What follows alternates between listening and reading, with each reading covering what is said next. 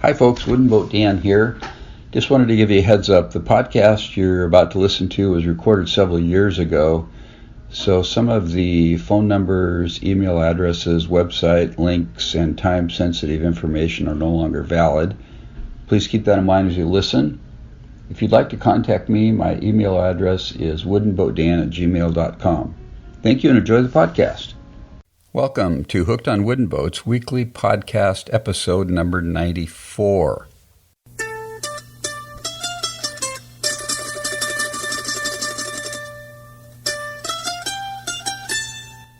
I'm your host, Dan Matson, aka WoodenBoat Dan the Man. If he can't do it, well, he's going to keep trying until he gets her done.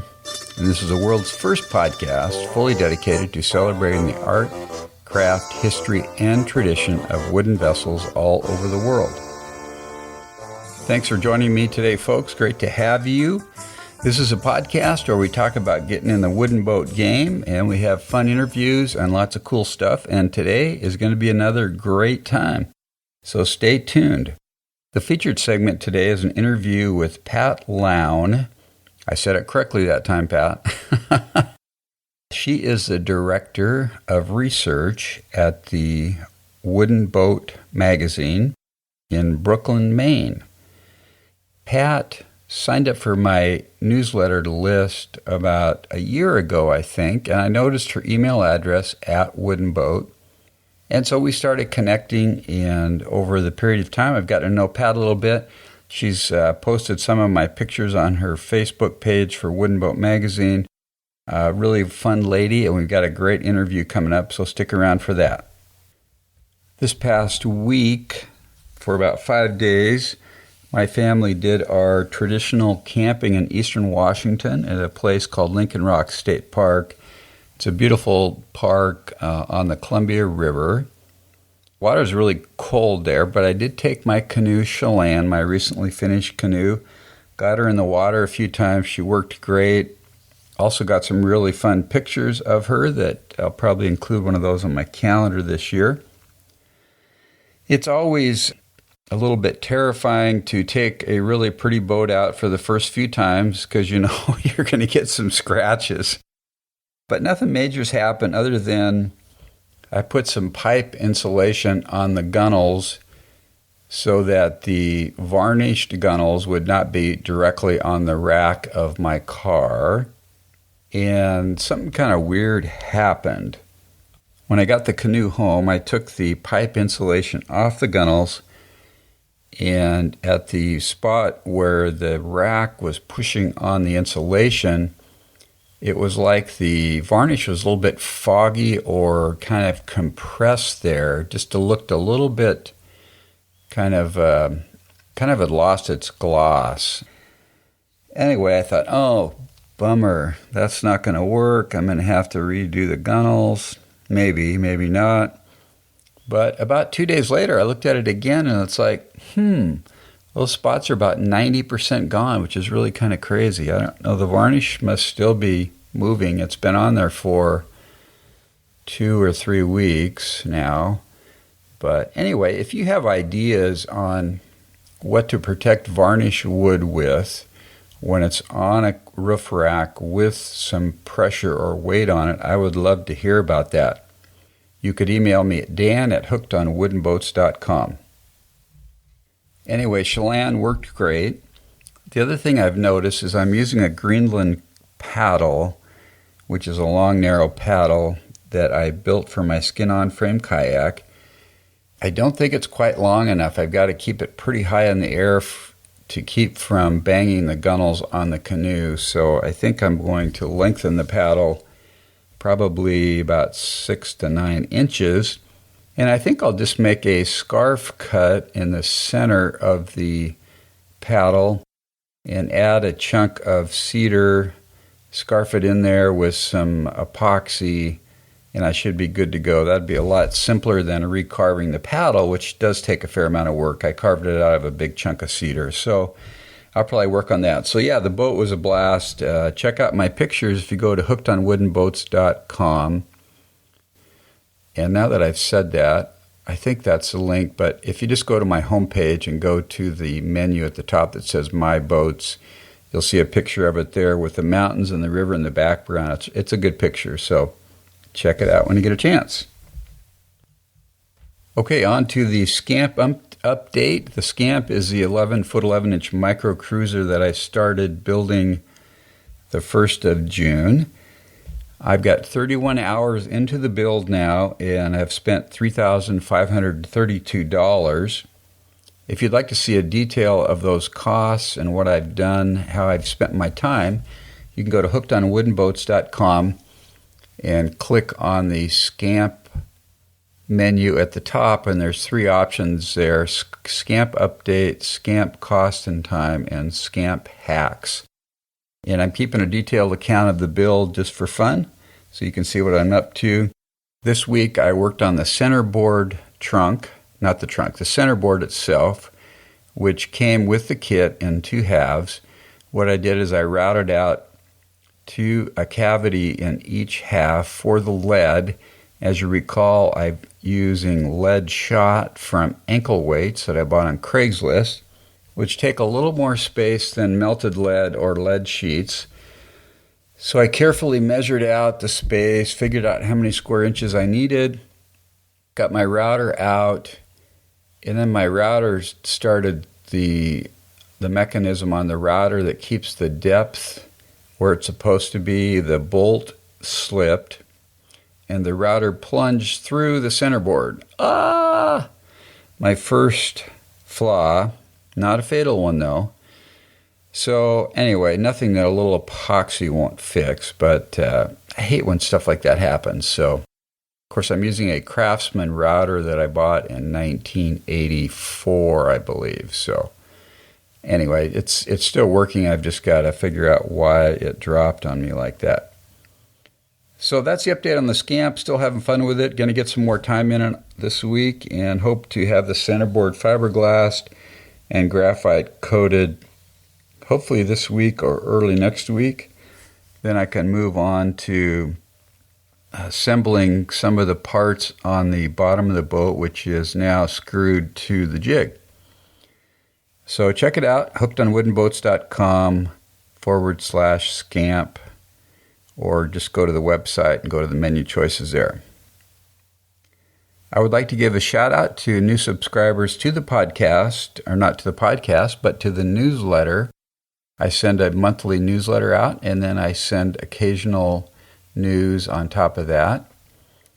For instance, if I'm going to be at a boating event, a wooden boat event, I like to let people know a few days ahead of time. In case they're going to be there, we can hook up and talk shop.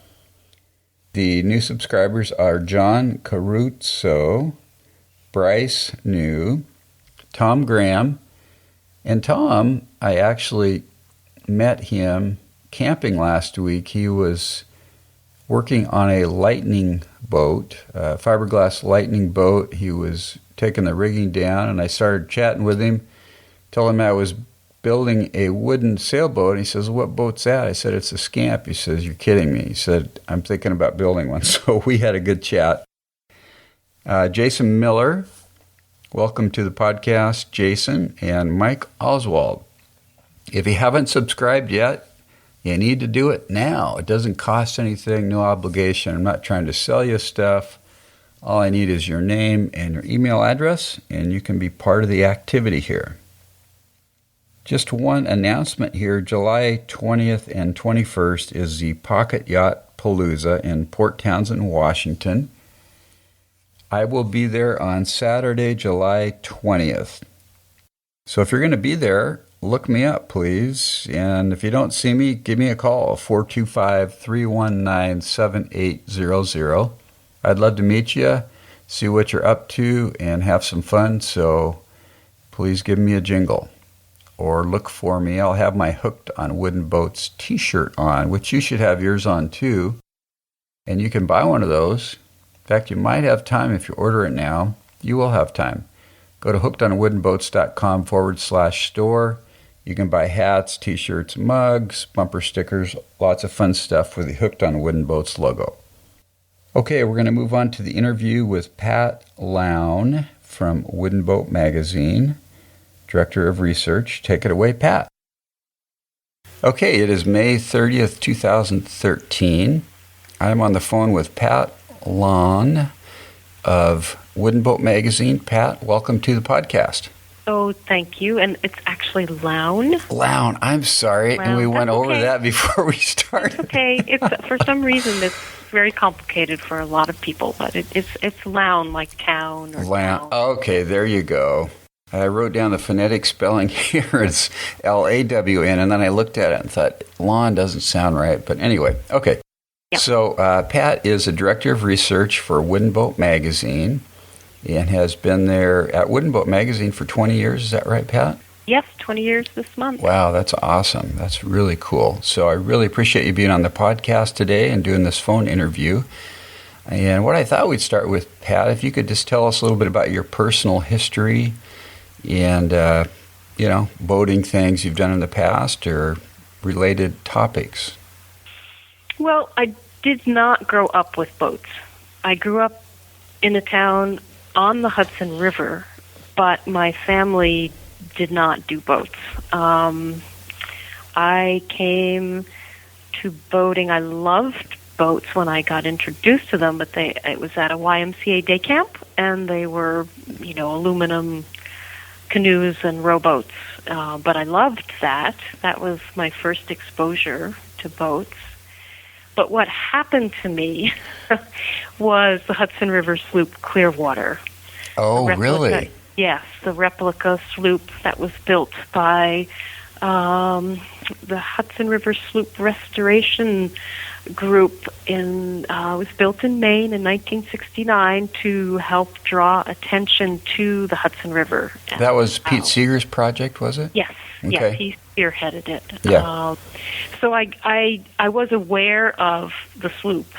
Growing up in Kingston, she would come in to the Rondout Creek off the Hudson, and people would go down for a pumpkin sale. In the fall, the sloop would come through, and you would go down and help load pumpkins on board, and then they'd sail, stopping in various ports on their way to New York City, drawing people to the river, and playing music and getting people to realize what an amazing place the river is and how she'd been so mistreated and neglected. So they were trying to get people to help clean up the river, and it really has worked. It's pretty amazing. But one thing they offered was you could volunteer to be a crew member, part of a crew for a week at a time, and they had a captain and they had a paid crew, but they would take on I don't remember how many, maybe 10 volunteers a week. I'm not sure, 15. And I don't know why I did it. I honestly can't remember, but within a few days of graduating from high school in 1975, in June, I was a volunteer on the boat. I had no idea what I was getting into. Never been on a wooden boat of that size, sailboat of that size, and I just was captivated. I just loved it. It was so amazing. And just everything about it. I loved it. Cool. And that summer, I got on well with the crew members, the paid crew members, and they would call me if they had space available in a week. And they'd say, hey, do you want to come on for another week or 2 weeks? And I'd say, well, yeah. And I'd go to wherever the boat was and help them out for a week, 2 weeks, whatever. And then the sloop was in kind of sad shape at that point. She was built here in South Bristol by Harvey Gamage in 1969, and I think that my recollection is I think nobody really quite understood how to care for her properly. And by 74, 75, she needed some major restoration, replacement. And that was only 5 or 6 years after she was built, huh? Yes. Yeah. Wow. Yeah. Yeah, and the yard that gave them the quote that they accepted was in Stonington, Maine, on Deer Isle, the Billings Diesel and Marine yard. So the sloop was sailed to Stonington in October, November of 75, and I only went as far as Mystic Seaport on that trip, and then I can't remember what I was doing, but I went back to Kingston, and then I got up to Maine in January of 76 because they were still courting volunteers to help with the work. The shipyard was okay with the organization having some volunteers help with, total unskilled labor. And I came up. I was supposed to be up here for about 2 weeks. That was in January of '76, and I never left. Oh, really? Yeah. I fell in love with Maine. Now, where was that in Maine? Stonington on Deer Isle. Okay. Is that near where you are now in Brooklyn? Oh, it is, yeah. I'm looking across Eggemoggin Reach at Deer Isle, from Brooklyn. Okay. So I felt like I'd come home. So you came there in '76 to help work on the Clearwater. Yes. And for a few weeks, and you're still there. Yes, I helped. The sloop sailed back to New York in June, and I did go on that trip back to New York with her, and then I just turned around and came right back to Maine, and I've been here ever since. So although, I didn't grow up with boats, and I wasn't really directly involved with boats, just the Clearwater got me through the door, and living here in Maine, particularly in this place in Maine, where there's so much going on with wooden boats and work boats. I just adore work boats, the lobster boats, the sardine carriers, and they were just all around me, living on Deer Isle. So, working at the shipyard was fascinating. Just sitting, being a fly on the wall in the carpenter's lunchroom, and listening to them talk, and it blew my mind.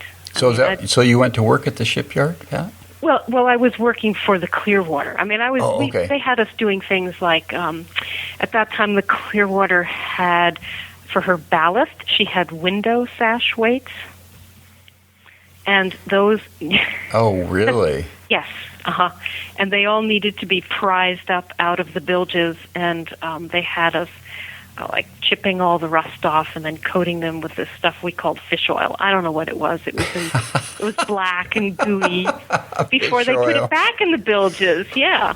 So there were two women, Sarah Ehrlich and Debbie Saran, who had come up together from New York City to volunteer on the boat, and they knew each other because of the sloop, and then we met, and we would be slaving away working on these window sash weights. I can't remember how many tons of them there were. I mean, it was a lot. Those are pretty small, aren't they, Pat? They are. Yep.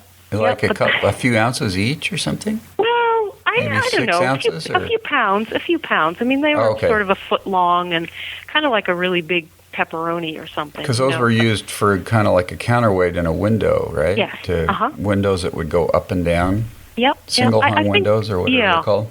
I think the sloop has real lead ballast now, but in those early days it was window sash weights. Oh, we did things like scraping, below the water line, and I remember doing a lot of white lead putty in the seams, and I don't know, just all sorts of stuff. But in the meantime, on the sloop, the whole transom was being replaced, the whole centerboard trunk, which is a huge centerboard trunk, was being cut out and removed and replaced. That's another thing we did, was scrape down the centerboard, which was huge, before they put it back in the boat. The stem, a whole bunch of decking. That had a centerboard and not a keel?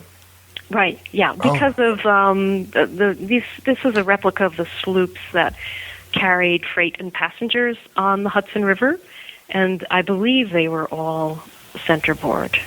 I mean, the centerboard was something like 20 feet long by, it was huge. So it was retractable? Yes. Okay, so probably because of the shallow waters in the river, I would think. Yeah. Yeah, so that was great, just being in the shipyard and seeing all these. I mean, of course, they have all kinds of yachts and work boats, and it was fascinating. And that's how I met Maynard Bray, because Maynard was, I believe, the go-between / consultant for the sloop organization and the shipyard. This Maynard was, of course, he knows so much about boats. So he was working at the shipyard then? No, he was just consulting for, he would come in and oversee the work, and help direct the work and help the organization understand what needed to be done, and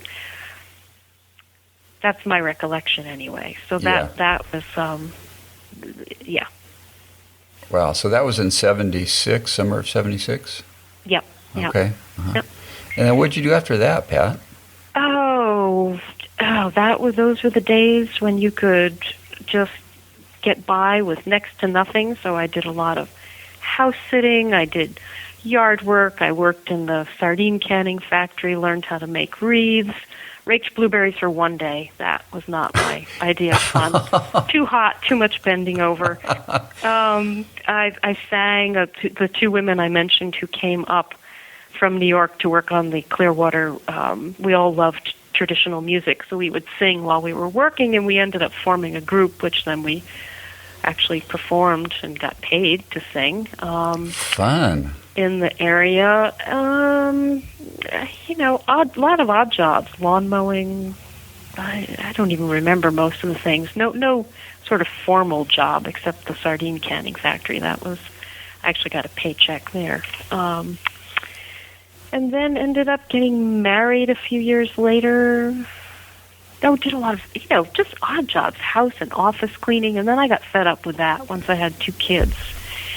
And I went to work for the local newspaper, which was, I answered the ads because they needed someone in the darkroom, which I had done a lot of darkroom work as a teenager. And I would come out, it turned out it wasn't just 35 millimeter. This was back in the days when you shot on this huge process camera, the actual pasted up pages of the newspaper and turned each page into a negative. Oh, really? Yeah, it was, which I knew nothing about. And I had a couple hours of training, and then that was it, because the person who'd done the job was out the door, and the production manager said, well, this is all I know about this, so you're on your own. But I would be reading these pages of the paper while they were being exposed, and I would see these mistakes, typos, and I'd come out of the darkroom and say, do you really want, this is, do you want it to say this? So then they said, all right, wise guy, you proofread the paper. So then I was proofing, which led to copy editing as well as darkroom, and that lasted for about 7 years, and then it was time to move on. And at that time, I looked around, I thought, well, I think WoodenBoat Publications is the place for me. That sounds like the place I ought to work. So I came over here and sort of got my toe in the door, and they offered me the job in the store. And that's how. So your first job was doing what then, Pat? In the WoodenBoat store, primarily answering the phone, taking orders over the phone for all the many things the WoodenBoat store has to offer: boat plans, boat kits, books, clothing, tools, and that was my start at WoodenBoat. And then one of the great things about working here is the WoodenBoat School, which offers 1- and 2-week classes from the end of May to the end of September, all sorts of, everything from diesel mechanics and surveying to building, repair, sailing, navigation, you name it. And a great perk of working here is if there's a space in a class, as an employee, I can take a class free once a year. You can take one a year. Nice. So I started taking classes, and one of the classes was boat modeling with Dynamite Payson and Peter Spector. Oh, cool. Yeah, can you imagine? And in chatting with Peter during the week, he was at that time the editor for the WoodenBoat books that were being published, and he needed a proofer, so I started proofreading for him for WoodenBoat. And then that ended up leading into Professional Boat Builder magazine, which we also publish, being editorial assistant there. And also working at the WoodenBoat store, we would get questions, not just I want to order a T-shirt or the boat plans, but people would need a little more. Sometimes they had questions, and I would do a little research for them, and then that got me helping a little bit in the research library, which at that time was run by Ann Bray and Cynthia Curtis. And then, just one thing led to another. And I ended up being in the library full time. And I'm a part-time person, but that not working in the other jobs in November of '97. Wow, so that's when you became just dedicated to the library research area? Yes. Mm-hmm. I mean, I still get asked to do some proofreading for different departments when they're in a bind, because I adore proofreading too. But it's sort of like research, It's all a treasure hunt. You're trying to find something for somebody. You're trying to find the typos, or you're trying to find where they can get the information that they need for their boats. Wow, very cool. So you started in '93. Is that when you started there, Pat? Yes. Mm-hmm. Yep. Yeah. Yep. And so today you're the director of research. Yes, since last November. Okay, yeah. So tell me what the research department does there, and for folks listening, how they might be able to use that to find out about boats and things like that. Well, anyone is welcome here. It's a research library. We're not a lending library, but anyone can come here, and some people do make the pilgrimage to come in to do some research. Anyone's welcome as long as there's someone in the building, which is basically 5 days a week, 8 to 5. There's a receptionist. We welcome walkers, walk in or call, email, whatever, and I get questions from the editors here, sometimes writers who aren't necessarily the editors, just people who are at their wits' end. They have no idea, where to go to find their information, and somehow they stumble on us, or they're subscribers or readers of the magazine. So you can access it in any of those ways. And John Wilson, who founded WoodenBoat, is still very much here and owns the company, believes that this resource should be available and open. So I certainly am paid, but we don't charge for my time.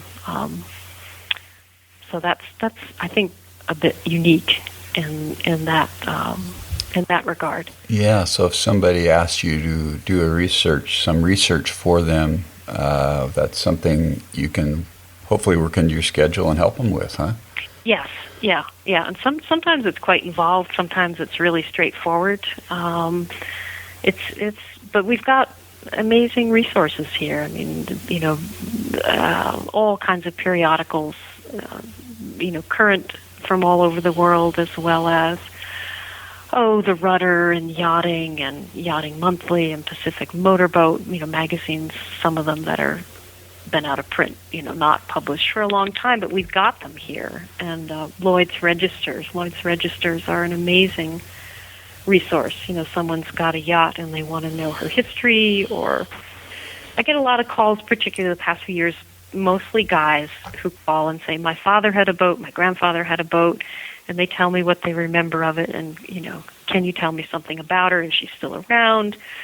I do everything from that to an author calls and they're trying to do research. I had a guy, a model builder, get in touch with me a couple of weeks ago, and he is trying to build a model for a museum in Florida, and he needed more information about the boat because he just has one photograph, and then they found the wreck of the boat in Lake Okeechobee. So I've been trying to help him out to get some more info so he can feel confident that he's drawing up a good set of plans to and making a reasonably accurate model. So I never know what's going to come at me. It's always interesting. Yeah, I bet. Challenging too, huh? Yeah, well, it's like I said, it's really fun, and sometimes I'll get a question. I'll think, "Oh, no way! There is no way! I mean, there's no way. I'm never going to find anything on this. I've never heard of that. What the heck?" And then I'll go over to one of the vertical files, and there it is. I mean, what we have on file, and also just physical vertical files, as well as in databases. Anne Bray got things set up so over the years, as we comb through periodicals and books, we enter the data in a program, which then if you call me and say, gee, I'm really interested in real foot stump jumpers, do you got anything on those? Or I would love to know more do some more reading about starling Burgess or whatever. I can search in the database, and probably we've got something.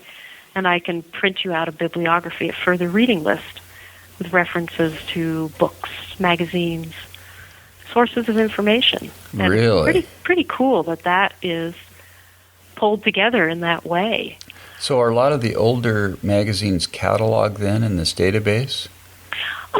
Well, or some of in them, the sense, not like cover to cover, but yes, at one point, and there have been many people who have worked here before my time that I'm not giving them credit. I don't necessarily know who they are or what they did, but for instance, someone did go through the old rudders and yachtings, and all of the design sections in there. They made notes and entered the data of the different designs and what they are and which issue and which page. And I've got a card, like an old-fashioned card catalog in a library. I can go, okay, you want to see all the designs of John Alden's that appeared over the years in rudder and yachting, and they're all arranged by length. So that's huge. And then we've got photocopies of those pages in vertical files right next to it, as well as we've got the original magazines. So that's really helpful. If someone is looking for a particular design or a particular designer's work, you just wouldn't believe what we have here. Wow, that's amazing. It's sort of a small space, but it's just amazing in depth. Yeah. So if I came to you and said, my dad had a 1955-foot Richardson, 38 feet in length on the Columbia River. It was named Ginny Lou. Is there any chance of finding that boat?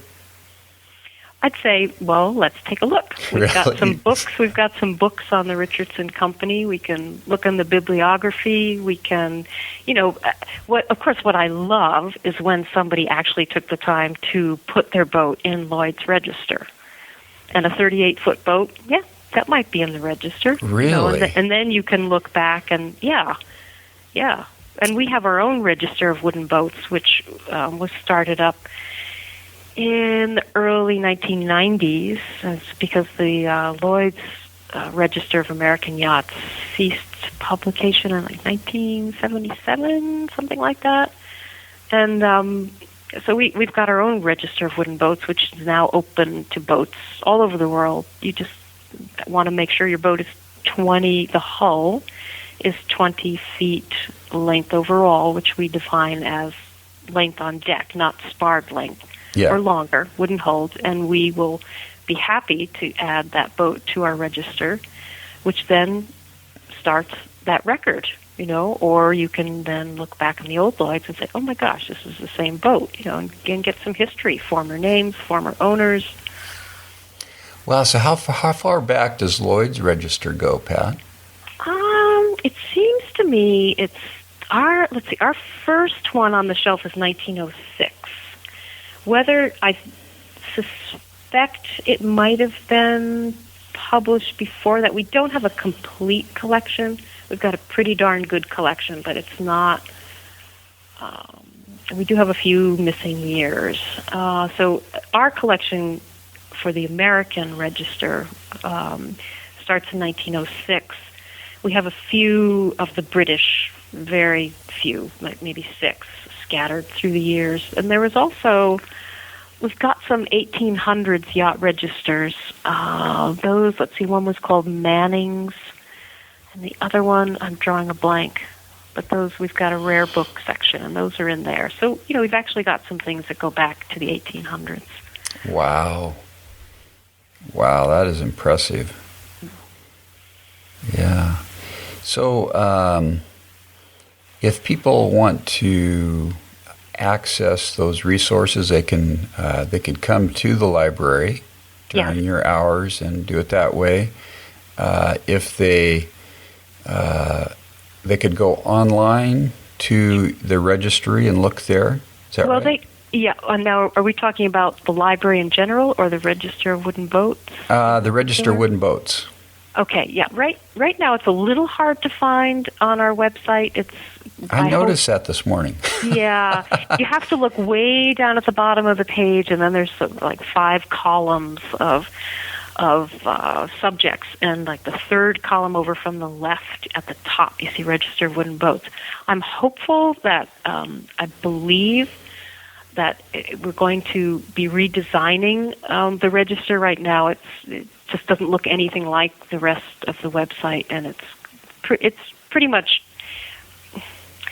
when it was put online, it was more or less just like it was in the print fashion. Am I making sense? Yeah. So it needs a redesign, and we're hoping that it will end up looking more like what our online boat launchings look like, which will be more interesting. You have the options of more than one photo and be a little more readable.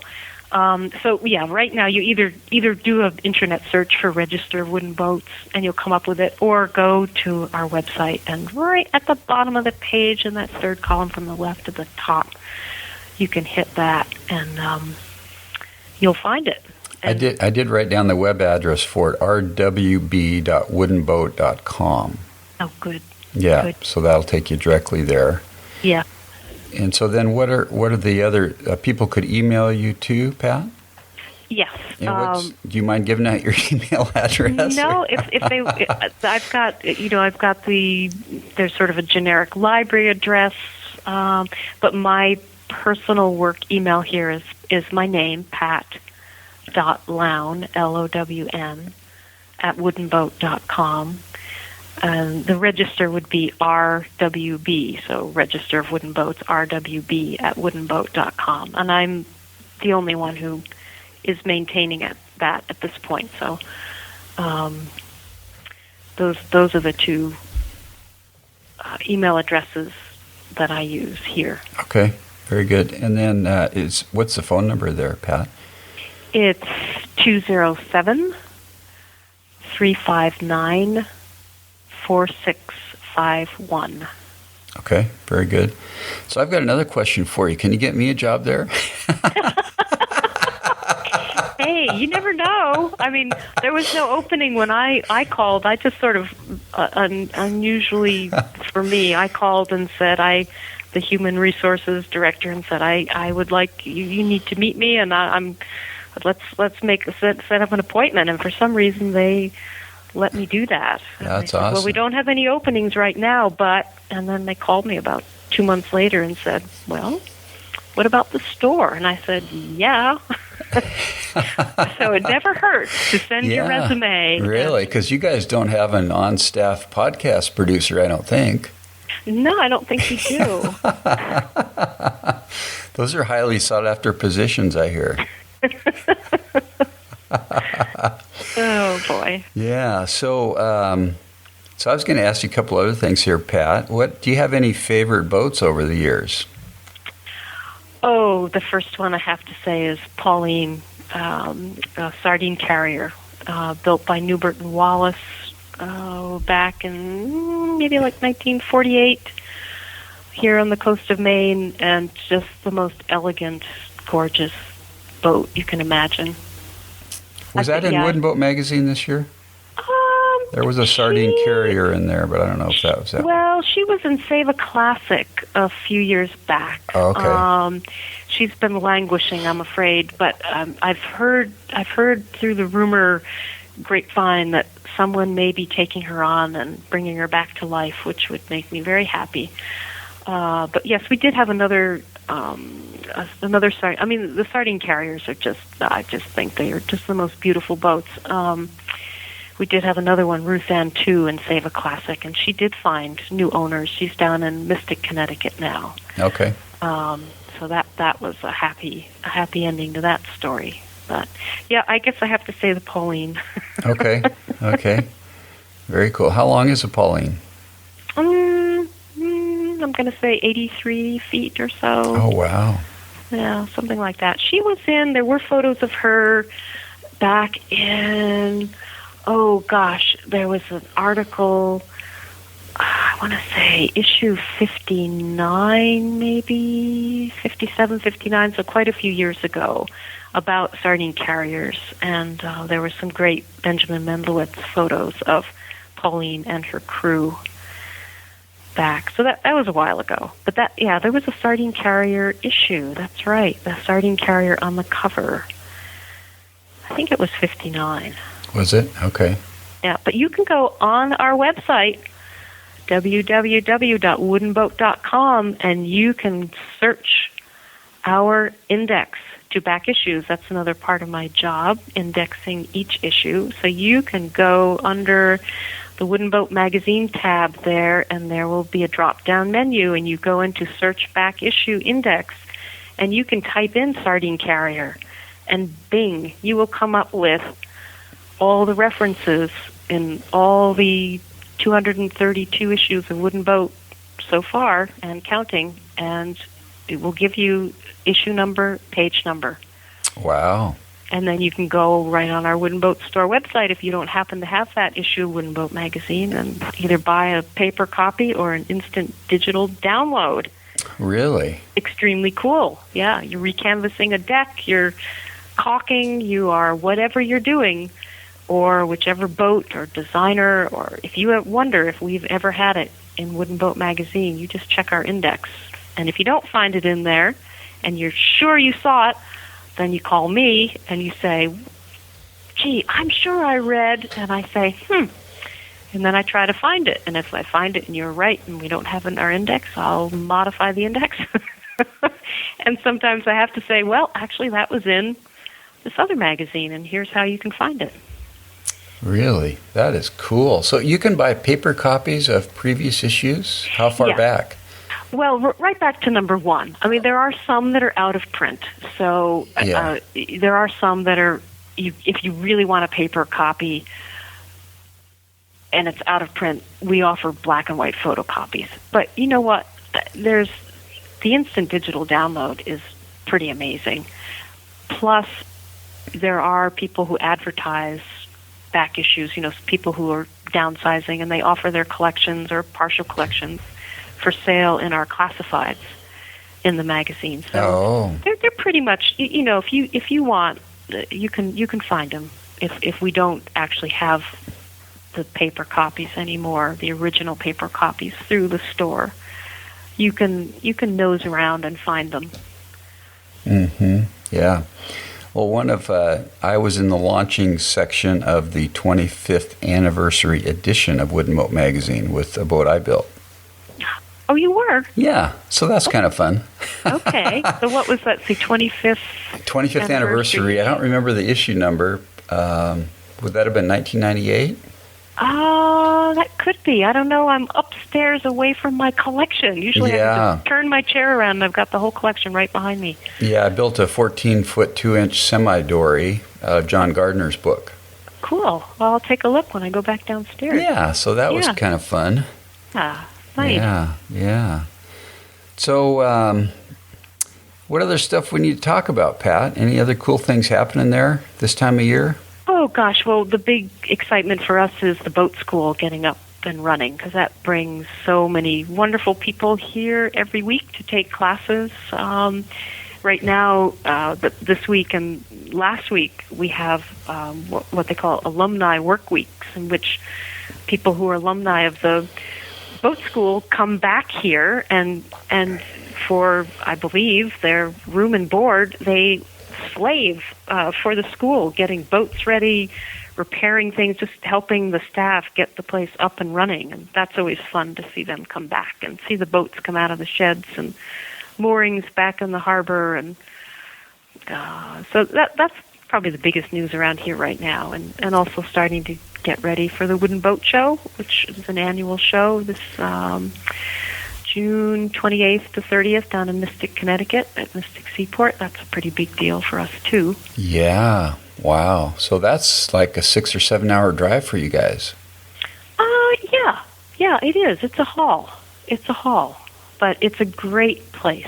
I mean, you just can't imagine a better place than the museum is there, which I don't know if you've ever been to Mystic Seaport, but no, that's on my list too. Yeah, well, a good time to go would be during the boat show, and you could two birds with one stone, as they say, because it doesn't feel like just a show. Not to put down just a show, but it's such a great marriage. The Wooden Boat Show and Mystic Seaport Museum all just intertwined. It's wonderful. I can't imagine what that'd be like. It's great. It's great, and everybody's happy. I mean, I stand in the editorial booth during my shifts, and every year there's maybe one person who's cranky about something, but they're a good-natured crank. And most people just come up, and they just are so happy to be there, and just tell me wonderful stories about their boats and their boating history, or ask questions, and it's a big love fest. Yeah, and that's sponsored by Wooden Boat Magazine, right? Yeah. Okay, that's what I thought. So, Pat, do you have any personal boats right now? Well,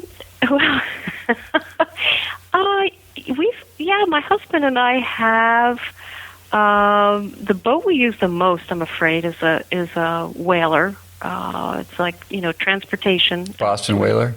Yeah. Oh, no. Yeah, but we have a beetle cat, a wooden beetle cat named Bobcat. Oh, cool. And we do have a wooden canvas canoe a chestnut that we restored together at a wooden boat school class, and we need to restore it again because it was outside when a microburst came through and picked it up and whirled it around and whacked a hole in the bow. Oh, no. Well, we need to recanvas it. The woodwork part is done, but we need to recanvas the boat. And then there's a pea pod up in the barn loft, and my daughter and I built a wooden canvas kayak last year during Family Week at Wooden Boat School. So, we've got a variety of boats. Some, old retired boats way out back in the field. Really? Interesting. Yeah. Yeah. So there's actually a wood canvas restorer builder guy here, like 20 minutes from where I live, named Eric Harmon. Oh, nice. Yeah, that's a pretty cool building method. Yeah, it was fascinating. We did that. And, the great thing, my husband has a woodworking shop. He's a contractor, so he's got a lot of the tools. But, when you're doing something so specific, like, restoring your wooden canvas canoe, it was so great to come here to the class, and Roland Thurlow of Northwood's Canoe and his shop guy were down, and they've got everything. They've got the whole setup for canvassing, so you just walk in there with your poor tired boat, and then at the end of the week you take it home and it's all made new again, and everything's right there. You don't get interrupted by the telephone or the kids or somebody dropping by. It's just like, it's so amazing to take a class here. It's just wonderful. Yeah, definitely. And the classes that are going to start up here soon, those are the 1-2 week classes. Is that the length, or? Yes. Yep. Mm-hmm. Yep. 1 and 2 week. Yeah. And that's separate from the boat school where you go through, what is it, a 9-month or 12-month program? Yeah, we don't have anything like that here. Oh, okay. We don't do that here. That's elsewhere. Okay. We just do the 1 and 2 week. Oh, I see. Okay. All right. Yeah. Very cool. Yeah. All right. Well, I really appreciate your time today, Pat. This has been really fun to connect with somebody there at Wooden Boat Magazine, and it sounds like you're having way too much fun there. I'm a little jealous. Well, I love my job, and I just sometimes I can't quite believe that I get paid to do this because I love it so much. Yeah, definitely. Very cool. Well, anything else you'd like to say, Pat, before we wrap it up here? No, just thank you. And everybody should check out our Wooden Boat Facebook page and our Wooden Boat website. There's just you can fall down the rabbit hole on these things. It's just one thing leads to another, but it's a great way for everybody from all over the world to come together and look at and talk about wooden boats. Yeah, the Facebook page is awesome. You guys have some phenomenal pictures on there. Well, I think I just saw one of a Norwegian boat yard or. Oh yes, yeah. Fellow Bjorn Abramson just posted that. Yeah, it's wonderful. I'm always encouraging people to post their photos and show us what's out there. Yeah, very cool. Now, so do you run the Facebook page, Pat? I do. Okay, cool. Yep. Very fun. Another fun thing to do. I know. How about Twitter? Are you guys doing the tweet thing too?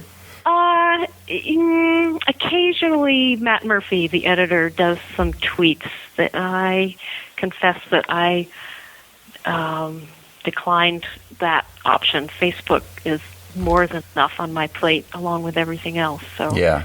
How about Pinterest? Anything on Pinterest? We haven't done that. Okay.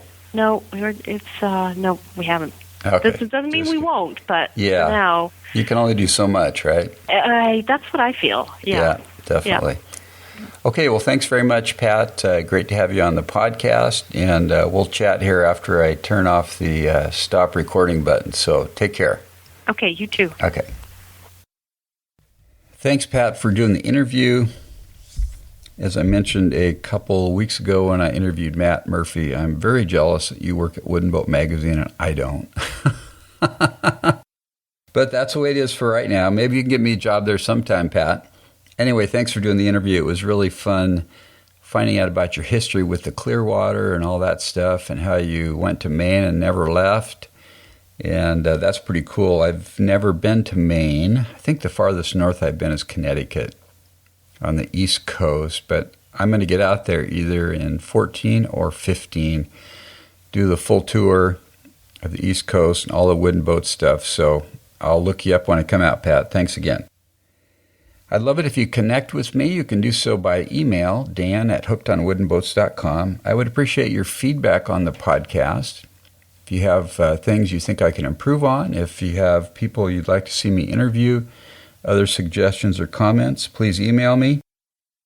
You can also subscribe to my newsletter, hookedonwoodenboats.com/subscribe.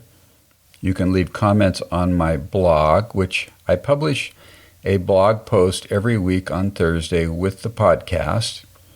And I put some notes in there about what the podcast is about, and I put pictures. So if you haven't checked out the pictures, you need to do that. You can find me on Facebook, Twitter, Pinterest, and YouTube. Yes, if you go to youtube.com/woodenboatdan, you'll find about 6, I think I've got 6 videos up there now. So check that out. And you can also call my voicemail feedback hotline at 424-261-2360. If you enjoy the podcast, which I'm assuming if you've listened this long into the show, you probably do. If you'd like to help support a little bit here, I'm trying to get this thing off the ground financially a little bit.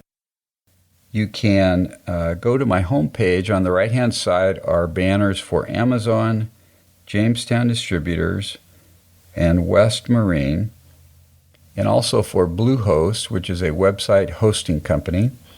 If you click on any of those banners, you'll be redirected to the websites of those companies, and if you do make a purchase, I'll get paid a small commission, and I would really appreciate that. Helps pay for gas and equipment, if nothing else. Also, if you buy from my store, hookedonwoodenboats.com/store, I make a little bit of money there. And if you enjoy the podcast, please leave a 5-star review in iTunes. If you go to the iTunes store, to the podcast section, look for Hooked on Wooden Boats. You can leave a review there, and you can subscribe to the podcast. And those are great ways to increase the exposure of the show, get the word out. I kind of believe that I'm giving something to the wooden boat community that's a great resource and tool and good entertainment. And so I'd appreciate it if you do that. Well, it's been another fun week as usual. I hope you enjoyed the show today. Have a great week. Get in the wooden boat game one way or the other, even if it's the other. The other could be going to the local store and buying Wooden Boat magazine, or going to the lumber store, buying some plywood, making an instant boat, which there are instant boats, folks, or just drawing boats, or renting a rowboat, a wooden rowboat, or going to a wooden boat school. Lots of ways to get involved. If you need more ideas, shoot me an email. Have a great week. Keep the bright side up and the barnacled side down. Wooden Boat Dan, over and out. God bless.